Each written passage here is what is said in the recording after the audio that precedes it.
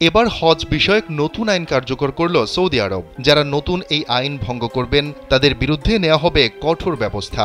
নতুন আইন অনুযায়ী যারা এবছর অনুমতি ছাড়াই হজ করবেন তাদের 10,000 সৌদি রিয়াল জরিমানা করা হবে, যা বাংলাদেশি মুদ্রায় প্রায় 3.5 লাখ টাকা। অনুমতি ছাড়া কেউ যদি হজ যাত্রীদের পরিবহন করেন তাহলে তাদের প্রায় 6 মাসের কারাদণ্ড দেওয়া হবে এবং 50,000 রিয়াল করা হবে জরিমানা, যা বাংলাদেশি অর্থে প্রায় 15 লাখ টাকার বেশি। সৌদি আরব ঘোষণা দিয়েছে এবার অনুমতি ছাড়া কাউকেই হজ করতে দেয়া হবে না।